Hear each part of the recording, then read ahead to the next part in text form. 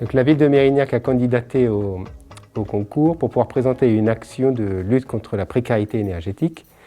L'objectif était de mieux repérer les personnes en précarité énergétique et d'imaginer quelles actions pouvaient être mises en place pour pouvoir améliorer leur confort immédiat et trouver l'axe d'action autre que de l'amélioration par les travaux, dispositif qui était déjà existant, notamment par la métropole. Donc, pour pouvoir repérer les publics, nous avons décidé de choisir un quartier neutre à l'échelle de la ville. Donc, c'est un quartier qui n'est pas connu pour ces questions de précarité. Et suite à des enquêtes de terrain, du porte-à-porte, des sorties d'école, du théâtre-forum avec des seniors, on a repéré en fait 15% de personnes en précarité énergétique. Ce chiffre-là nous a permis aussi d'analyser s'il y avait un profil type de personnes en précarité énergétique à l'échelle de la ville. Et l'analyse des questionnaires nous montre qu'il n'y en a pas. Donc on a décidé d'avoir une action plus large qui s'est manifestée par plusieurs actions. On a commencé par rédiger un guide local de la précarité énergétique qui était diffusé au niveau des maisons de quartier, ce qui était la seconde action. Ça nous a permis en même temps de valoriser le système de formation autour de ces questions-là.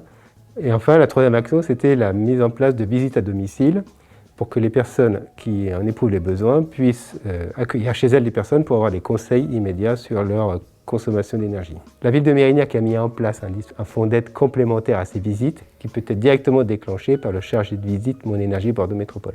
L'expert gaz naturel, le remplacement électroménager, une intervention d'une conseillère médicale en environnement et un expert électricité pour les gens qui ont des problèmes sur leur production d'eau chaude. Éric Sarraute, conseiller municipal à Mérignac et délégué à la transition énergétique à la commune de Mérignac, et je suis nouvellement élu depuis le mois de juin dernier. Nous avons participé à ce trophée Stop à l'exclusion énergétique parce que ça fait partie d'un des leviers de développement de la commune, à savoir favoriser l'intégration des populations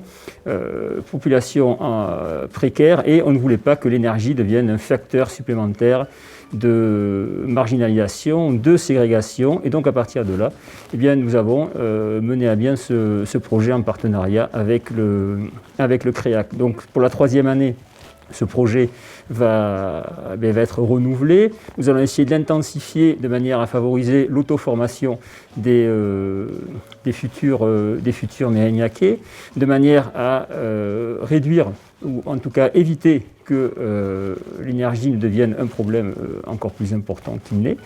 Et en fait, c'est un trophée qui vient quand même récompenser l'engagement de la municipalité dans cette volonté d'intégrer toutes ces populations, qui vient récompenser aussi cette volonté de ne pas avoir de territoires marginalisés, mais des territoires recomposés, intégrés les uns avec les autres.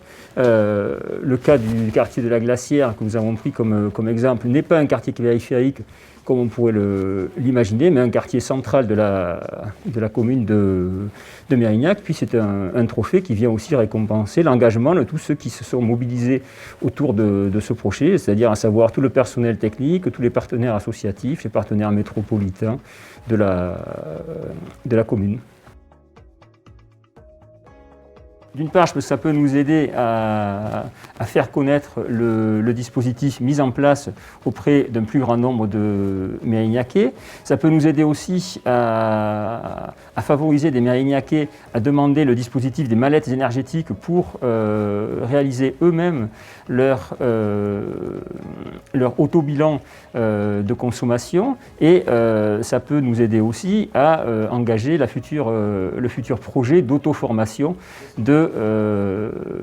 des citoyens mérignacais pour éviter justement de tomber dans ces logements énergivores et voire dans une forme de précarité.